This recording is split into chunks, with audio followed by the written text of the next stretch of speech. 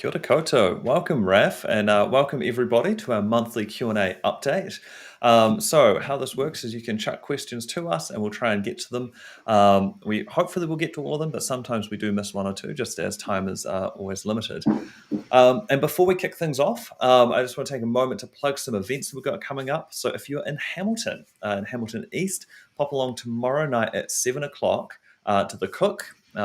There's a lovely pub meet there to chat with some volunteers and supporters, so head along to that one. I did do a double take on that because we had a pub down in Dunedin called the Cook as well, where all the students used to go. It was the closest to campus, so just Hamilton, not Dunedin. Or on Saturday the 11th at 3 p.m, the Malt House in Greyland, so an Auckland event, and again on Monday at 7 p.m. in the Onehunga Community Centre in Auckland. So 3 events coming up. Check your emails or go along to top.org.nz/events to have a look at those. And with that out of the way, Raf, how you doing? I'm good, thanks. I'd also like to add a 4th event on, I think, Tuesday evening in Tauranga. Obviously, there's an election, by-election there at the moment, which we're not taking part in, but I am whizzing through on my way back from Auckland to Wellington. So if you're around there, stay tuned for some information about that meetup. So yeah, it's good to be getting out and talking to people. But no, I'm fine. Back from 3 weeks over in Europe, mainly seeing my parents. But yeah, good to be home in the middle of winter. Excellent, yeah. And with that, have we got any questions coming through? While that pops up, I will lower my camera a hint. I should have checked this before, but then I realized it was all cutting off. Right, so we're going to get right into the tricky stuff. What is TOP's policy or ideas on greenhouse gas emissions from agriculture? What's the balance? This is a big contentious issue. I know there's a lot of chat around how to properly account for the emissions that farms make. That's a particular point of tension around the role of methane, the role of hydroxyl and what that can do to sequester methane, the role of what you can count already planted on your farm versus what new planting you have to do, and all of that. So, Raf, do you have any ideas around that? And feel free to bounce it back as you see fit. Yeah, I mean, I think the principal approach is polluter or consumer pays for the emissions created in the production of a good or service. I think probably farmers have felt a little bit maligned about their part in all of this, but I think if we turn it around and focus on the fact they're producing food, and in the production of that food, yes, there are emissions, but that's a cost of that production process. So I think if we look at the carbon emissions and the ETS, that's reasonably straightforward. But the ability for farmers to offset carbon emissions depending on how they're managing their farms, essentially. The ecosystem services that are provided, they need to be accounted for in a positive way. The methane conversation is a little bit trickier. There's still, issues around methane in terms of how long it lasts in the atmosphere, what the actual impact of it is. So obviously it has a much higher, what they call global warming potential than carbon, but it's not as long lasting. But it's still a major issue. We're looking at this now. We're waiting to see what the policy advice is from the Climate Commission. Obviously, what was released today, we're still having a look at that. I mean, my preference, and I've said this before, is for a methane charge, if you like, to be applied to the price of the end product, and to be very explicit to consumers that they're actually paying for that essentially true cost of production.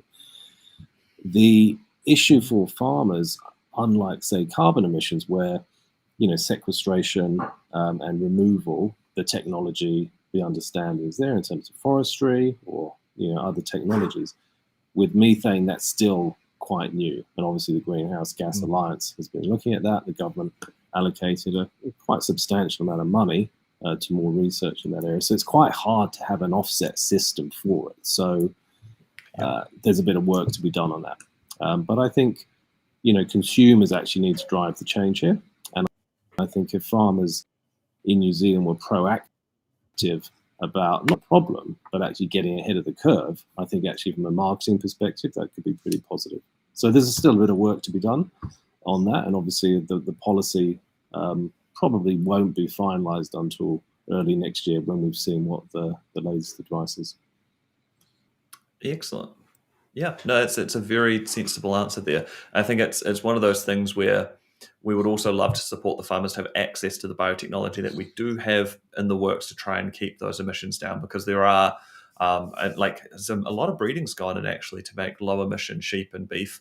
And so it sounds weird, but like when you break it down, it's an animal that's burping, which is where this methane's coming from, and you can actually go into those genetics and select for the sheep that burp less, so to speak. So yeah, it's I think that dual approach as well, where we can support them with biotech, because New Zealand's innovative and we're great at coming up with solutions. So I love that. Excellent. We've got the next question. Is that, I mean, just to sort of... Oh, yeah, sorry. Hold on, just to carry a little bit like humans in terms of the food that we eat. Sometimes certain foods produce a bit more gas than others. Yeah, so there's... It's a very complex genetic trait. Food absolutely plays a part of it, which is one of the reasons why one of the kind of the flagship GMO crops that are out there is the low emissions ryegrass. I mean, they call it HME, which just means it's the food, the grass has a lot more energy in it and a lot less stuff that gets turned into methane. So as the cows are eating it, they get more energy, they burp less. It's a big win. But obviously, we're very keen to have a look at those gene editing policies so we can see if we can get some of this stuff into farmers' hands. But there are other techniques as well where they are just selecting for less burpy sheep in effect. And there's a fair bit of research going in around the gut microbiomes as well. So the kind of bacteria that are populating the gut of those sheep and cows have a big impact also on the amount of methane released. So yeah, there's all that stuff that you can go into on either the sheep side or the feed side. I think there's some research going to seaweed supplements and other supplements going onto the ground as well. So there's plenty to be looked at, and hopefully an exciting area in the next couple of years. Yeah, I think so. I mean, if you think about, say, sugar as an example, and where that's come in the last 20, 30 years, where drinks are, low sugar, no sugar, sugar-free. Yep. I think we'll probably see the same approach. Once the marketing people really get hold of it, they'll realize, oh, actually, we can turn this in our favor, and it'll be kind of low methane beef. And of course, that will be priced at a premium level. Yeah, and for New Zealand, we're selling all this stuff anyway, so it's actually, going up that value chain. Absolutely, and I think we already have in that value chain that New Zealand's beef and lamb is exceptionally low carbon footprint compared to international, in part because we can open pasture graze and things like that. So plenty of good stuff. And I think, as you said, once the marketing gets hold of it, give the consumers the choice. Fantastic. We've got the next question there. I think brace yourself, it might be a tax one. No, it's not. There we go.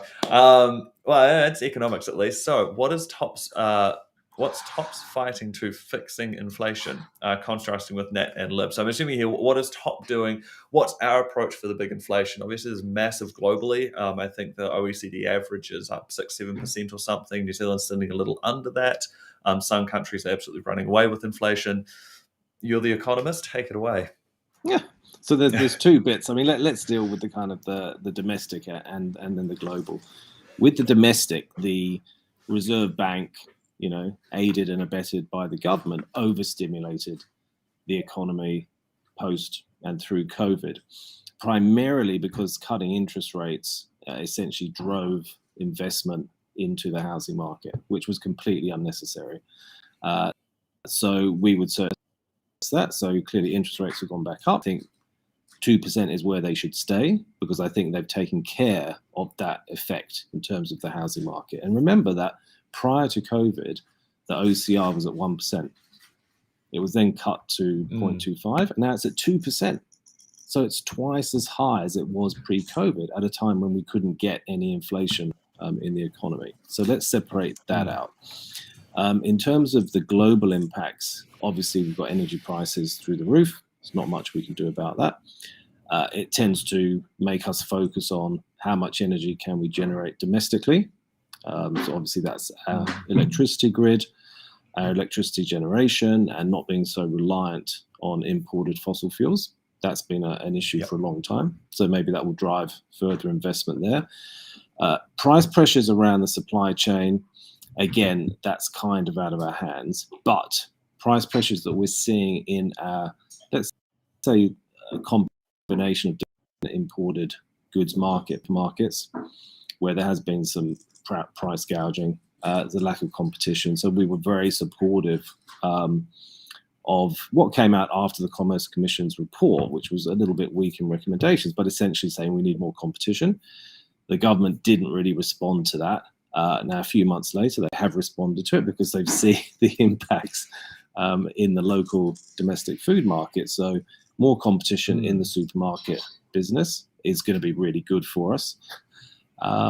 Other things we could look at, I mean, obviously rents. Now, there's been a lot of conversation about whether you should have rent controls.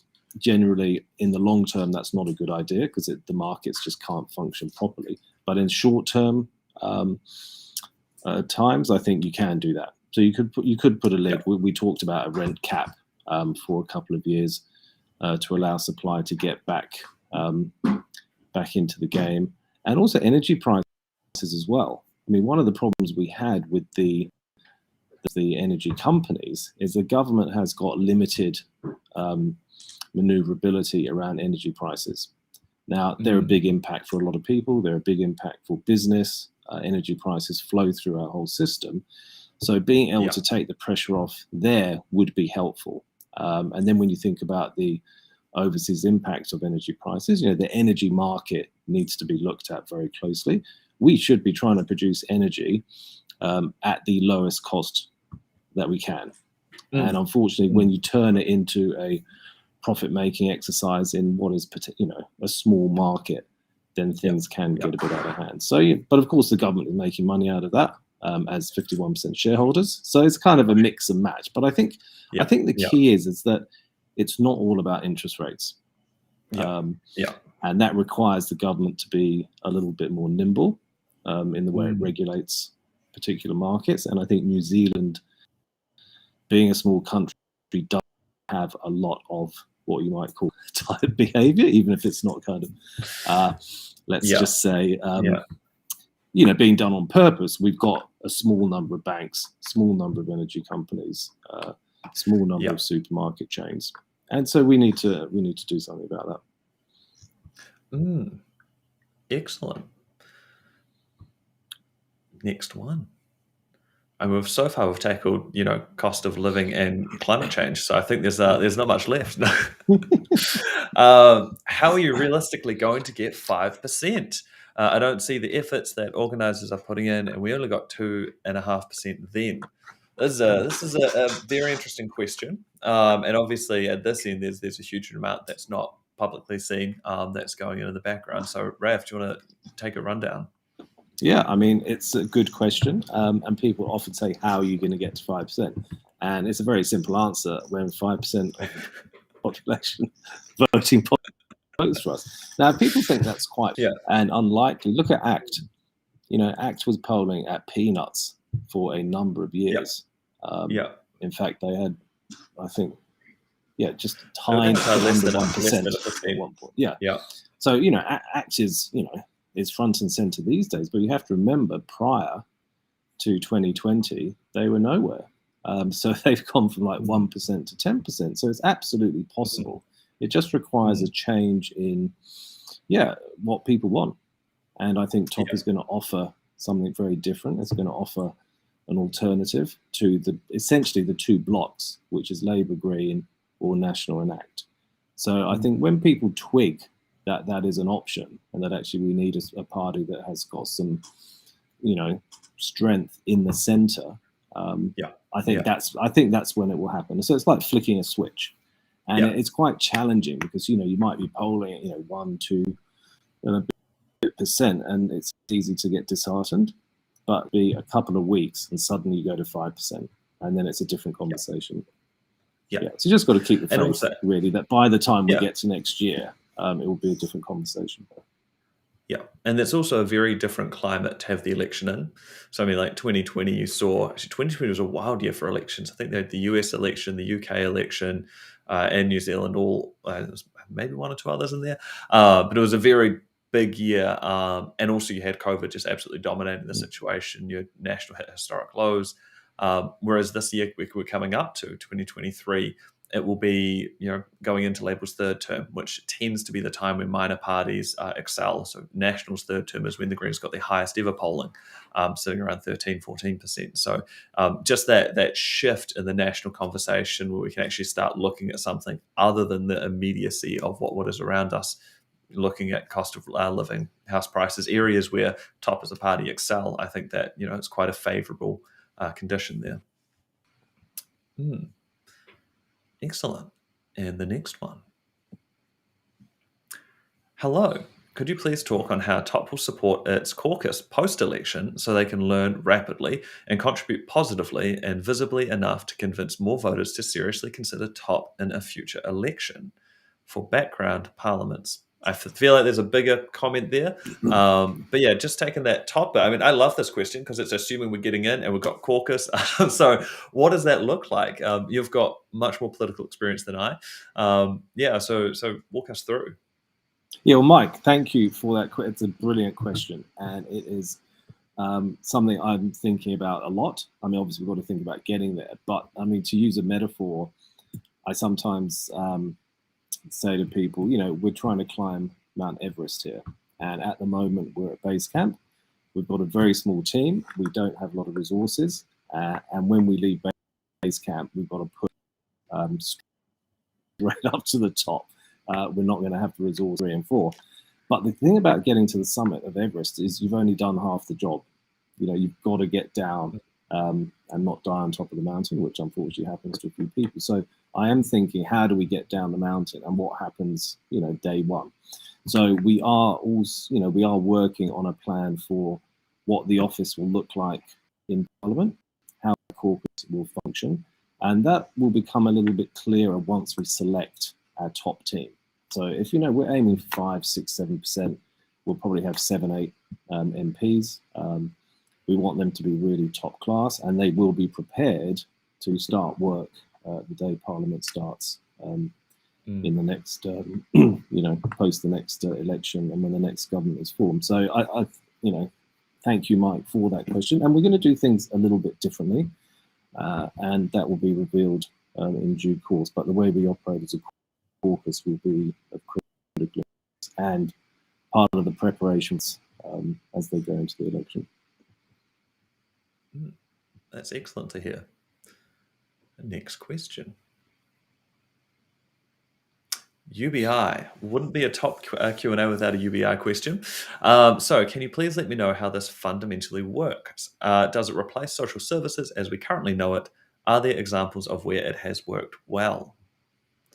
Good question, Natasha. 3 good questions. So fundamentally, it is a weekly payment that is made to all citizens and residents. At the moment, we're just finalizing the numbers, but it's set at around the job seeker level, so $315 a week, which everybody gets. Now, in terms of does it replace social services? No, it doesn't replace social services. What it's replacing and what it's changing is the welfare structure, so the benefit system. So it's removing unconditionality, sanctions, it's removing abatements, all kinds of quality. Basically, everybody gets this. It's like a baseline income. But there will be some people who will stay on current services because they will be better off under that system. And the UBI does not support them to the same level they're supported now. Now that, for example, would be sole parents, because in that family unit, they're missing the other UBI, and we're still working out a way, to make that work. So we think we can move around 4 million people onto a UBI straight away. So it doesn't replace social services. There's a lot of conversation about universal basic services, which is essentially having public services that actually are free to people, such as education and health and transport. So yeah, it's really about the benefit aspect of things. So fundamentally, everybody gets it. In terms of where it works well, pensions, superannuation, that essentially is a universal income for people over 65. So essentially, we'll be having a universal income for people over 18, plus there will be a child basic income as well. So hopefully that explains it, but I'm happy to talk more on that in due course. Excellent. I think there's also been a number of studies, so small scale examples where a universal basic income type thing has been run. It's always hard to always get good data out of that because it's often quite a limited trial and things like that. But indicators from those studies so far look fairly positive, and a lot of wide-ranging positive benefits, more than just financial. So emotional well-being and health well-being coming out of that as well. Excellent. Next question, please.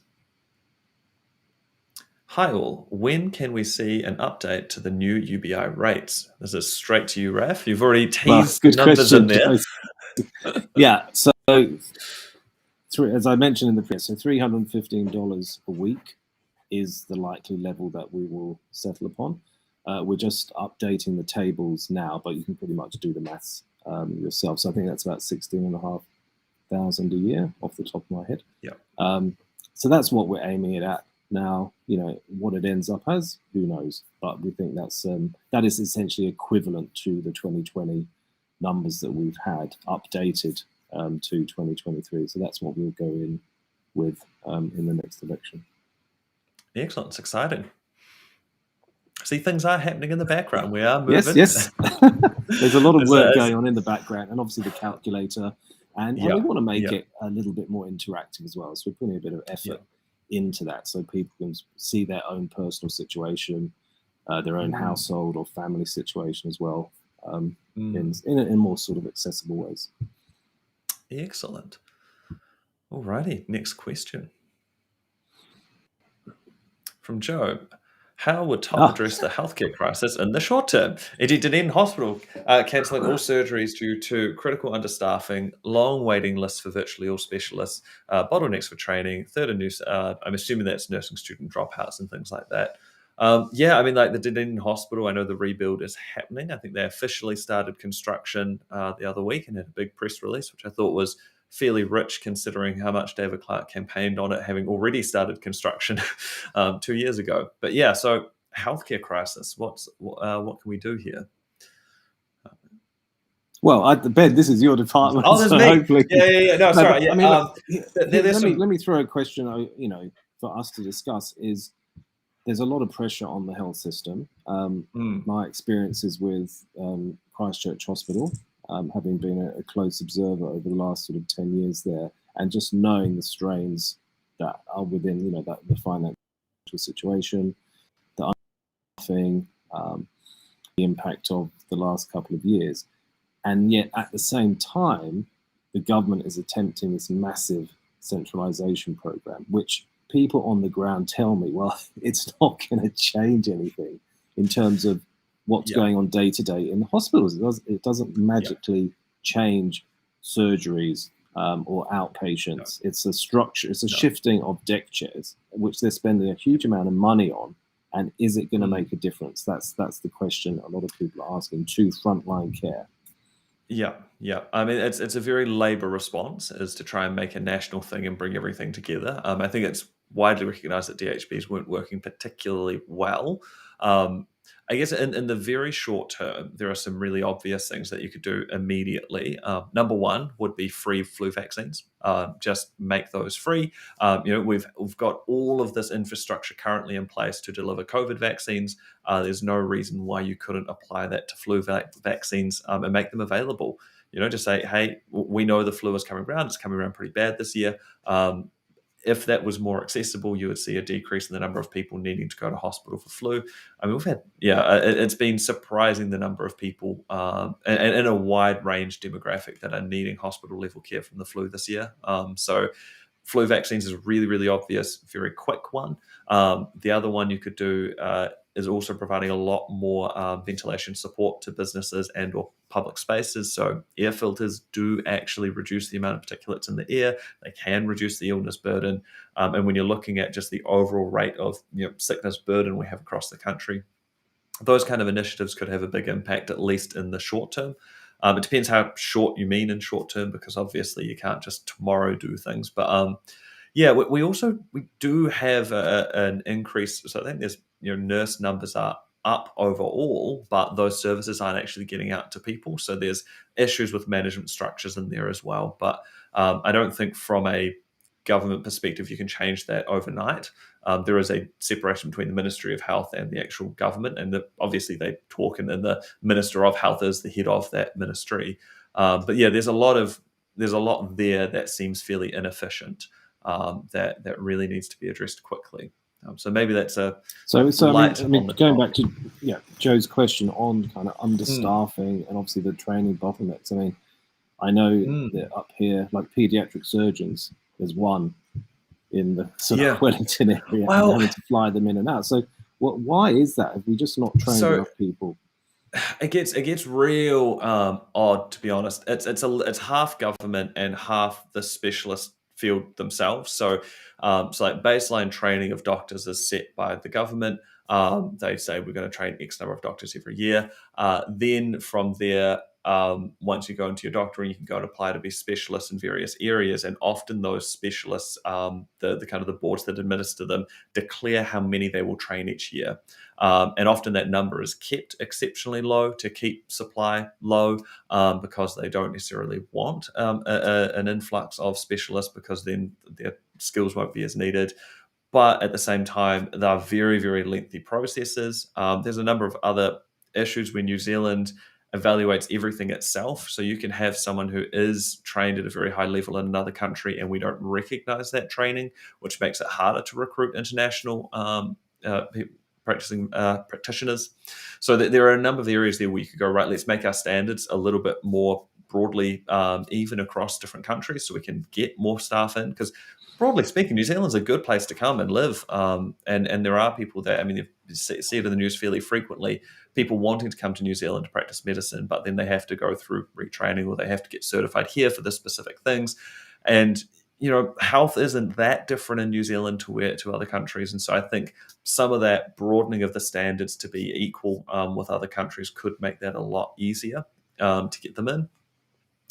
Yeah, and yeah, other than that, I think it's just we've really seen how poor our overall health system functions when we added in one extra strain, or COVID, but a stressor to the system really showed just how short we are on everything, and that there's not room for anything else.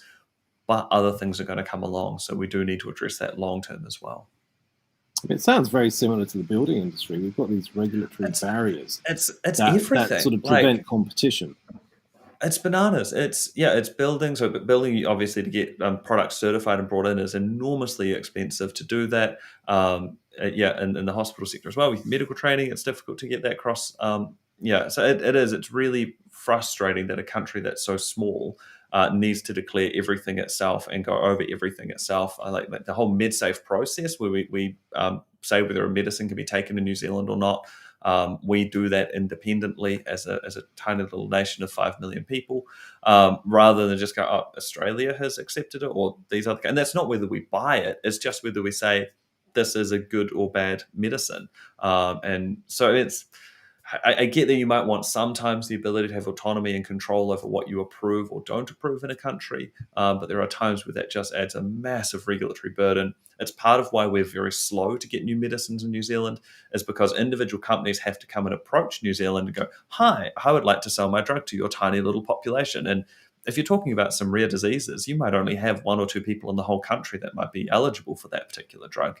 And so, yeah, you end up in these really weird situations where we would really benefit by having regulations that just mirrored other countries a bit closer and made that process a bit easier.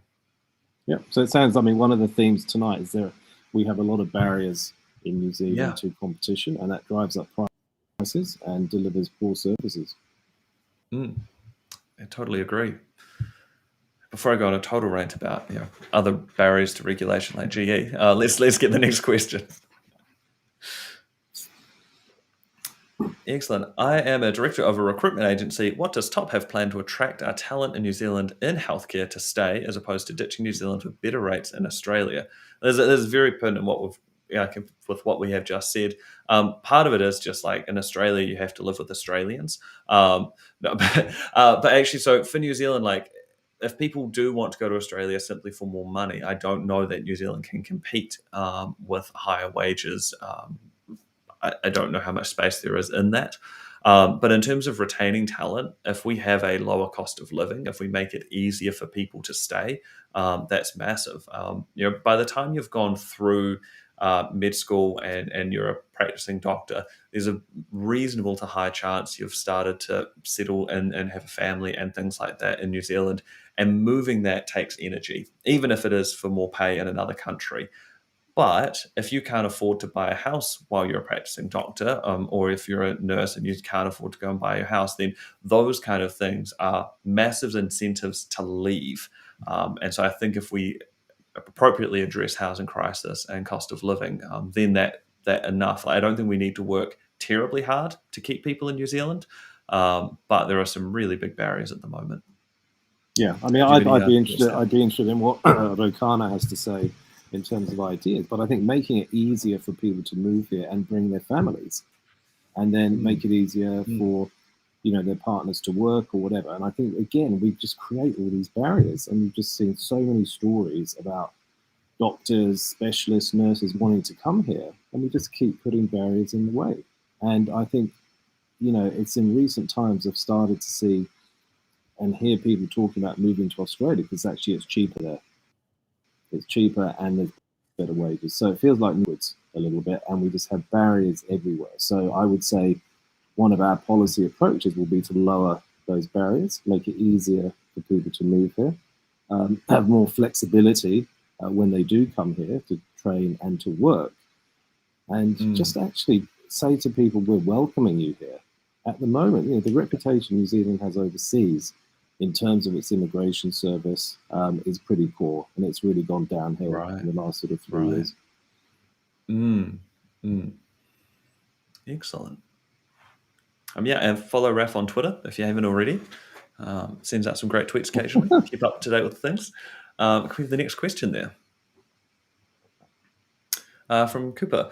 Do you see CANZUK in our future? So that's Canada, Australia, New Zealand, and UK Defence Pact, I think, if I am up on the news, in our future, especially with China now looming in the Pacific. Yeah, China's been making some, it seems on the surface at least, some big moves into some Pacific islands around us. What are your thoughts on this? Yeah, I mean that's a possibility. It's a natural structure for us to be involved in, and I think the China let's say incursion into the Pacific. I mean, they've been there for a long time. They've been engaged in the Pacific Islands for quite some time now, and I think Australia and New Zealand have taken their eye off the ball. I mean, to be fair, Winston was very focused. Winston Peters was very focused on this when he was foreign minister, and put a lot of focus and effort into the Pacific. We upgraded our defence capability, primarily a humanitarian and disaster response, but we kind of took it a bit more seriously. I think we've taken a bit of a colonial approach to dealing with the Pacific Islands and Australia as well, and the Chinese take a very different approach to those relationships. They don't lord it over them. They're much more practical and what they can offer. And we've got a bit of work to do there. And the CANZUK relationship, of course, that's an old relationship. It's a natural one. Can we open up a bit more free trade along those lines? Yeah, that would be good.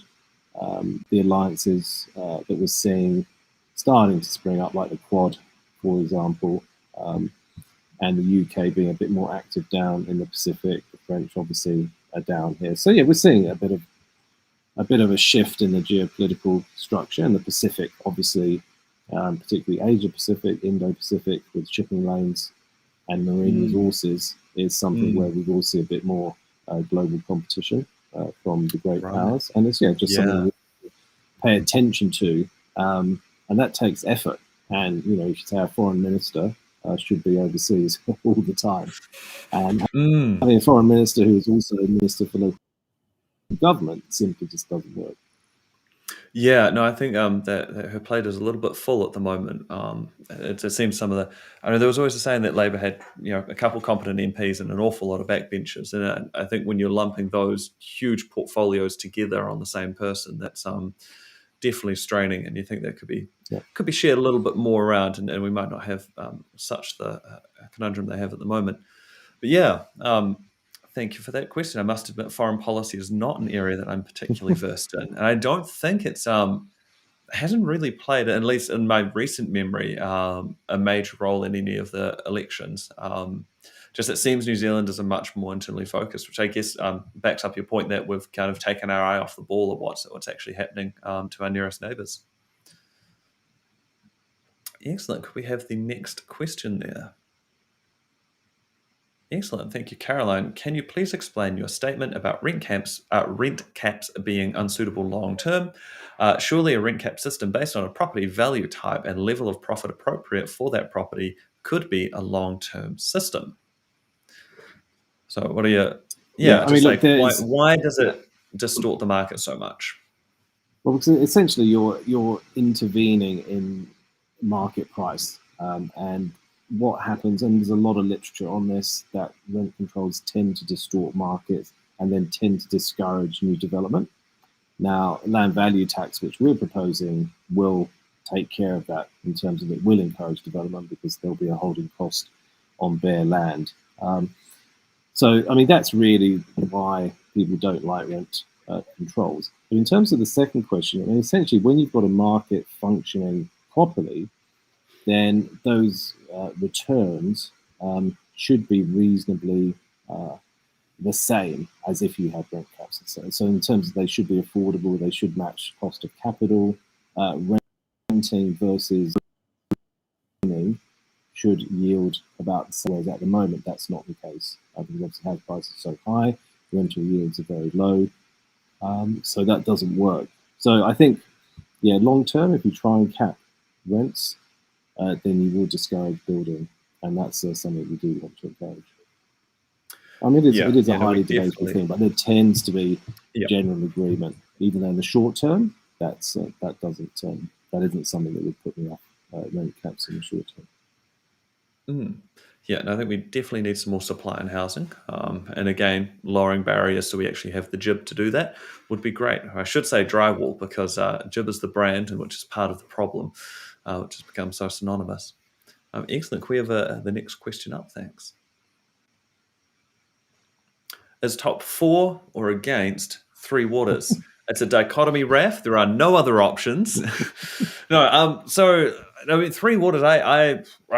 It's a big topic, and what is actually the problem they're trying to solve, and then where do we fit in as top on this?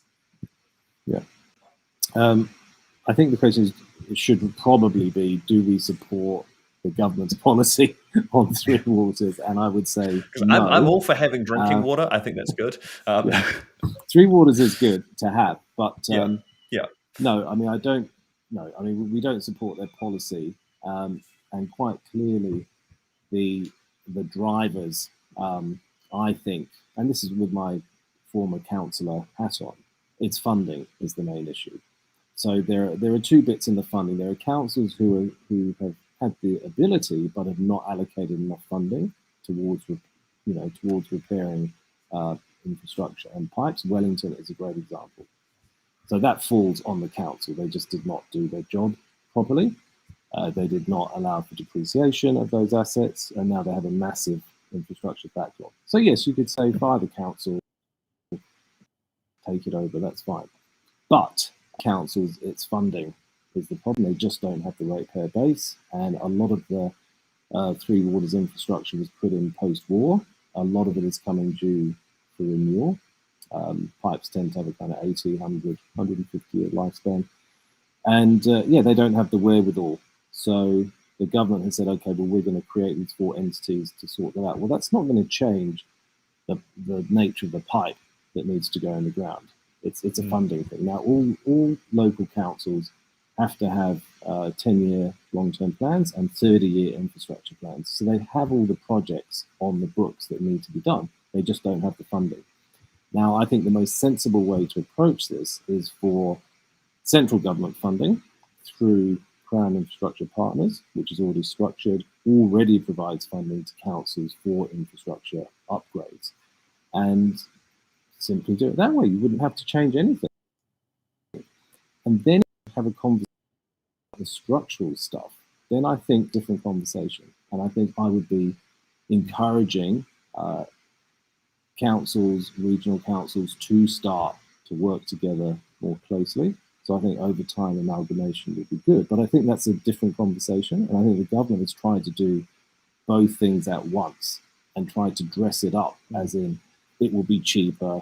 I can guarantee you it won't be cheaper, because I've seen these mergers before and they're always supposed to generate huge savings, and they never do, because the money just gets sucked up in all the costs, the transaction costs, the administration costs. So I think actually central government funding is a good idea, but you don't need this big entity stuff. And essentially you are taking assets off local government balance sheets, and I think that is problematic. If government wants to nationalise the water asset system, it could do that, and it can pay out the councils, it could close the councils down if they want. It's a conversation they need to have, and I think they've got this there. I'm pleased that we have someone on with a bit of experience in this area, because I'm well out of my depth when it comes to the Three Waters chat there. Yeah, and it just seems that the process which it's happened also doesn't seem to have brought councils on board with it, which is a bit problematic as well.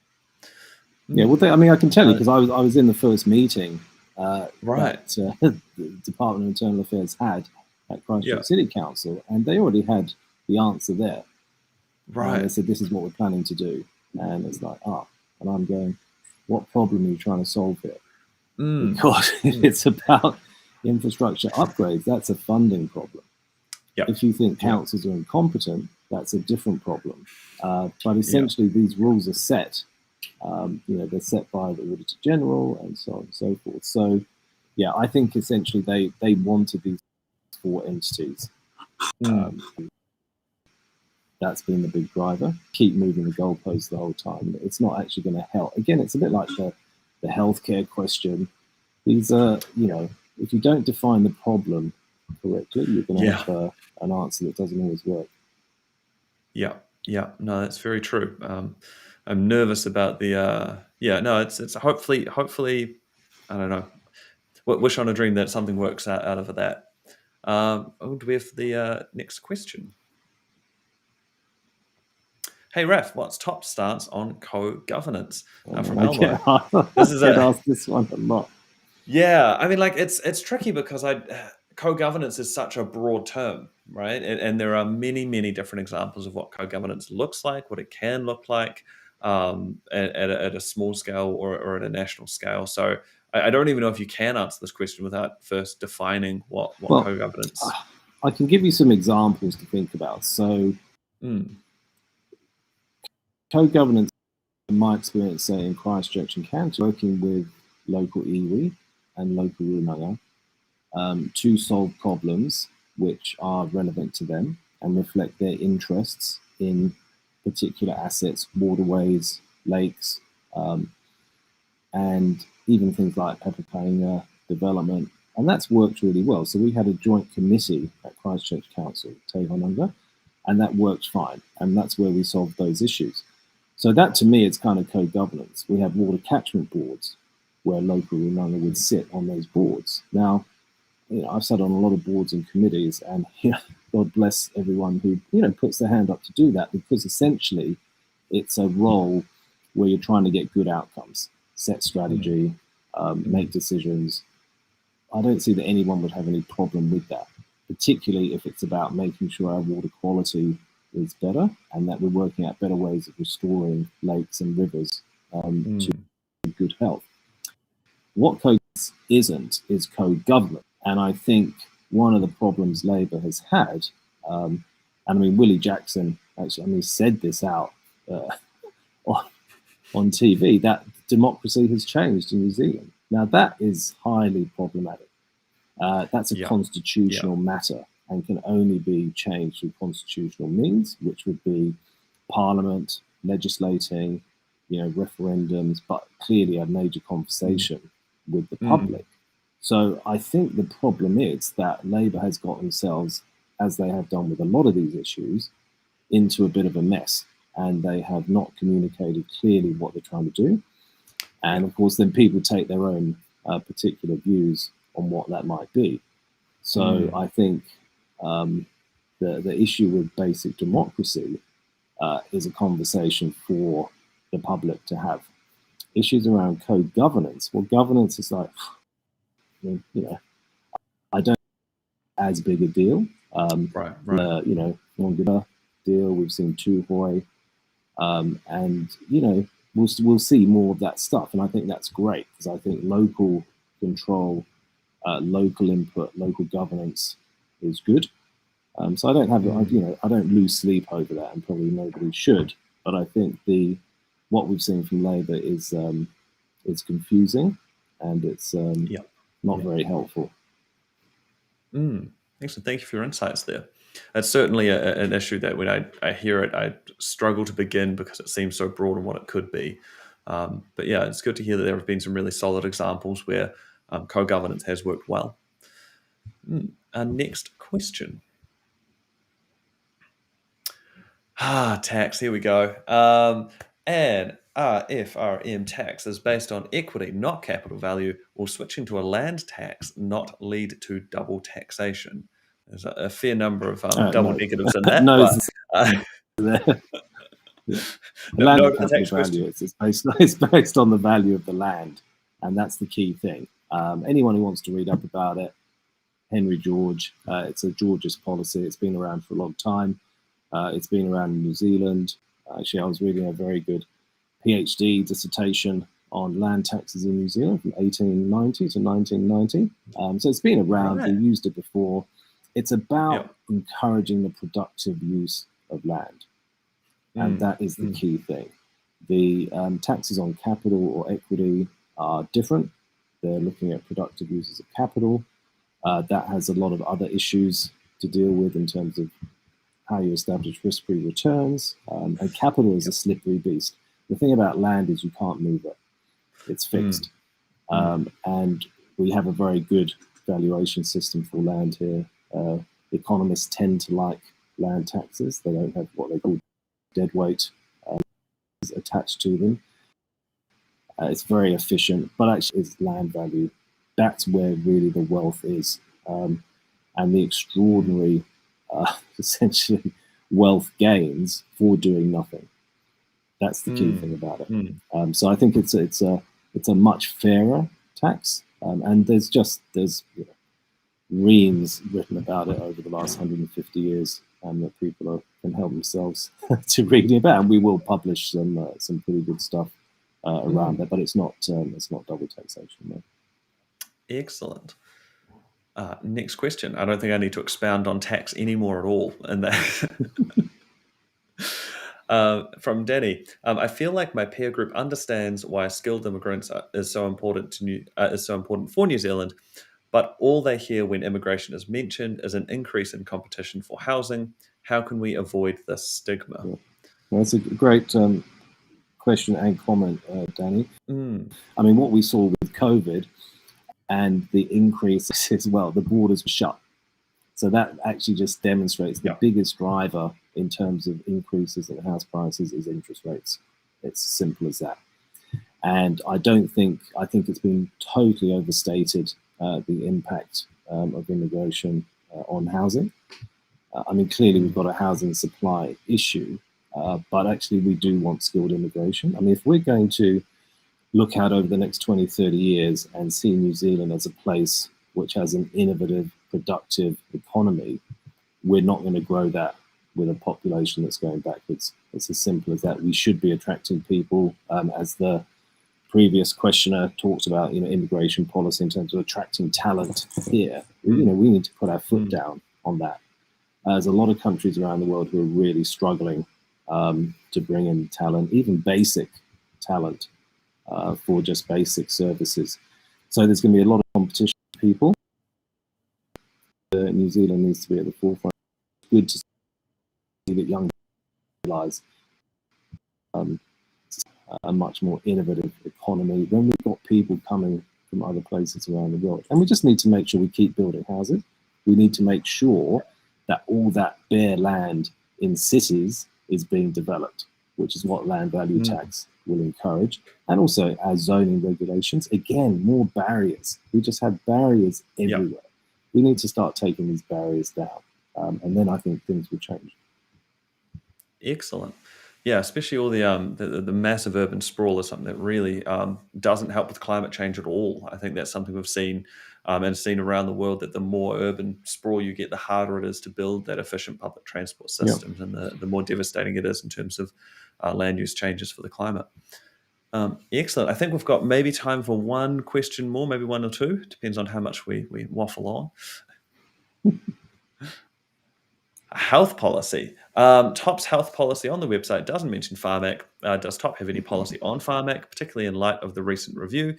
Could TOP talk about Pharmac's budget and governance? I'm happy to take a bit of a stab here if you want, Raf.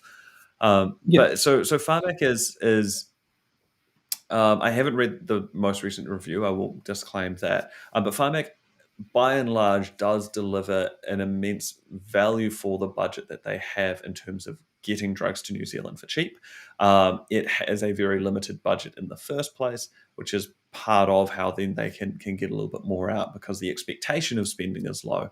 But there are massive drawbacks with that, and that means that particularly diseases which are, or drugs which could cure things that are in underrepresented demographics or in very rare diseases, tend not to get funded as much, and it does tend to put us behind.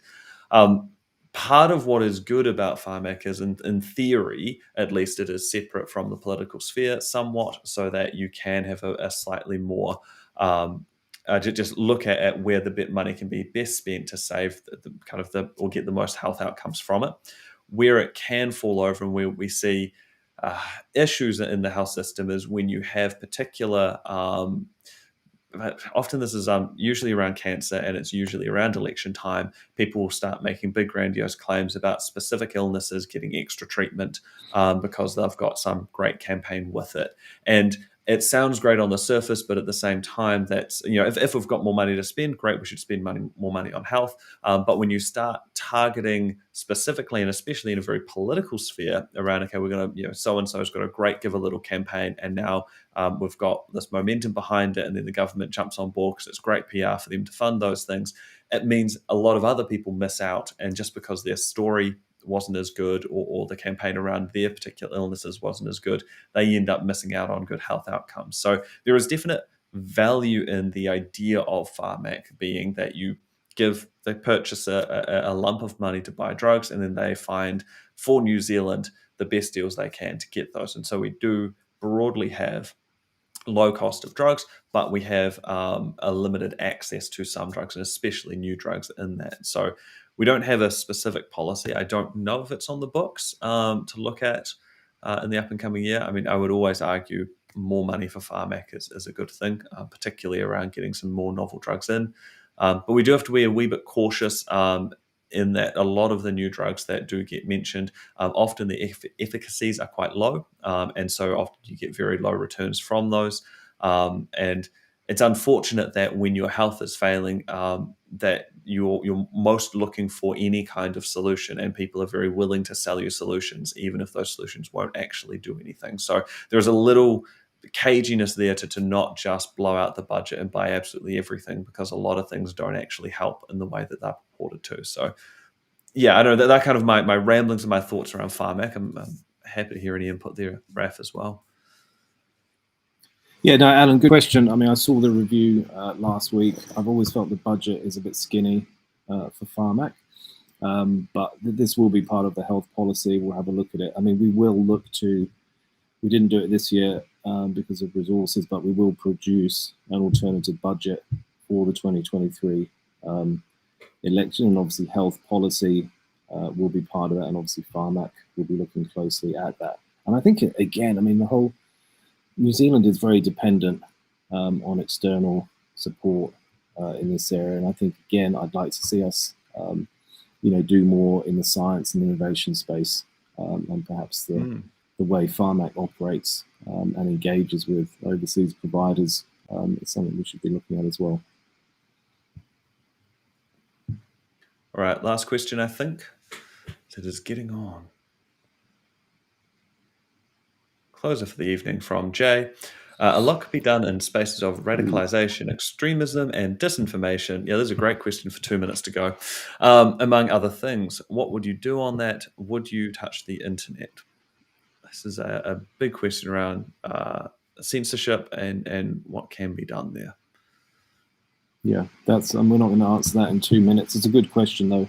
I see the appointment of Paul Spoonley, I think, and Joanna Kidman to the Extremism Centre. That's, I think, going to operate out of Wellington.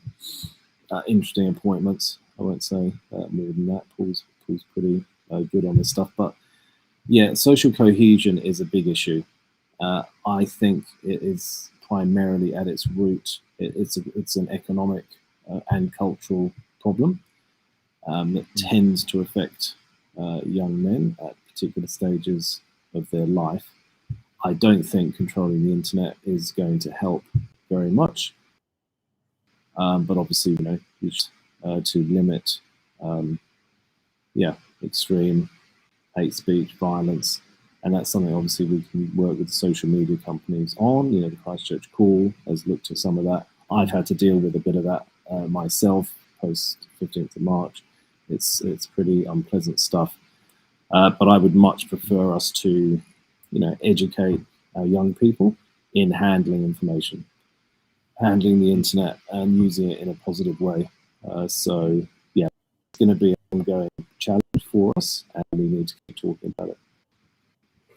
Yeah, absolutely. It's it's a very tricky space. I think I wouldn't say I would censor the internet, but I think having appropriate content filters is really important, particularly as someone who's got young kids coming through at the moment, and what they can see and can access is pretty wild. And there seems to be at the moment very limited tools to be able to let a child sit on a computer and just not be terribly worried. So that's definitely an area I think hopefully big companies will be able to respond to, and hopefully we can have some legislation around that to make sure that when people are using a platform, if they don't want to see particular content, that there's a mechanism where people can, for their own peace of mind, be able to filter out content that they don't want access to. Yeah, I mean, there are two other themes as well. These big companies are profit-making enterprises. Yeah. So that's what they're driven by, and we see that with Facebook.